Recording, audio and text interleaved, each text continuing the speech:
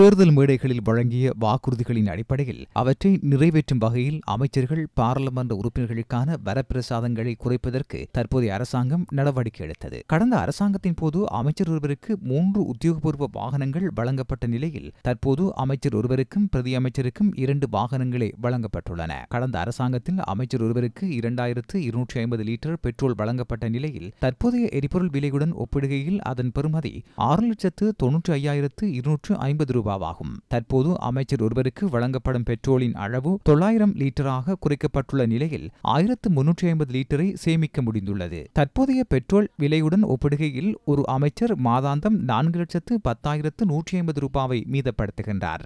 ஒப்பீட்டளவில் வருடம் ஒன்றில் அமைச்சர் ஒருவரினால் 10,51,21,800 ரூபாய் மீதப்படுத்தப்படுகிறது. அதன் அடிப்படையில் தற்போதைய அரசாங்கத்தின் புதிய தீர்மானங்களுக்கு அமைய பண வீண்விரயம் தவிர்க்கப்பட்டுள்ளமை உறுதிப்படுத்தப்படுகிறது. கடந்த காலங்களில் அமைச்சர் ஒருவருக்கு 1950 லிட்டர் டீசல் வழங்கப்பட்ட நிலையில் தற்போது 900 லிட்டராக மட்டுப்படுத்தப்பட்டுள்ளது. அதனூடாக 3,300,000 ரூபாய் மீதப்படுத்தப்பட்டுள்ளது. ஒரு வருடத்தில் 36,03,600 ரூபாய் மீதப்படுத்தப்படுகிறது. தற்போதைய அரசாங்கத்தின் 21 அமைச்சர்களின் ஊடாக டீசலில் மாத்திரம் மாதாந்தம் 63,06,300 ரூபாய் பணத்தை மீதப்படுத்த முடிந்துள்ளது.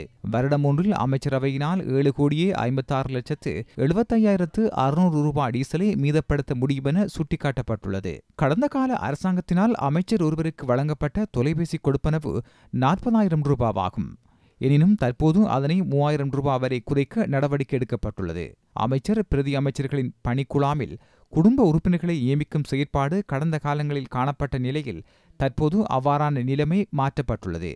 அமைச்சர்கள் பிரதி அமைச்சர்களுக்கு ஒரு பிரத்யேக செயலாளர், 2 இணைப்புச் செயலாளர்கள், ஒரு ஊடகச் செயலாளர் மற்றும் பொதுமக்கள் தொடர்பு அதிகாரி ஒருவரை நியமிக்க முடியும். குறித்த இருவருக்கும் அலுவலக உதவியாளர்களாக தலா 2 சாரதிகளையும் இணைத்துக் கொள்ள முடியும். அமைச்சருக்கும் பிரதி அமைச்சருக்கும் பிரத்யேக உதவியாளர் ஒருவரை நியமிக்க முடியும். அமைச்சர் ஒருவருக்கு முகாமைத்துவ உதவியாளர் பதவிக்கு 5 பேரையும் பிரதி அமைச்சர் ஒருவருக்கு 3 முகாமைத்துவ உதவியாளர்களையும் நியமிக்க முடியும்.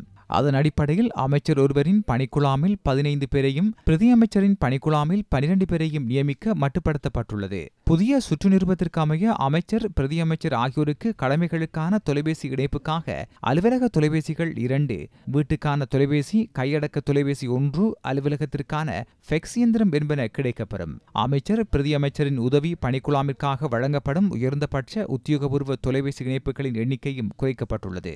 அதன் அடிப்படையில் செலவுகள் மட்டுப்படுத்தப்பட்டுள்ளன. முன்னாள் ஜனாதிபதி ரணில் விக்ரமசிங்க 50க்கும் அதிகமான ஆலோசகர்களை நியமித்திருந்ததாக அண்மையில் அமைச்சர் ஆனந்த விஜயபால பாராளுமன்றத்தில் குறிப்பிட்டிருந்தார். கடந்த அரசாங்கத்தின் போது அமைச்சர்களின் ஆலோசகர்களுக்காக 1,25,000 ரூபாய் செலுத்தப்பட்டுள்ளது. தற்போது குறித்த தொகை 88,000 ரூபாவாக மட்டுப்படுத்தப்பட்டுள்ளது.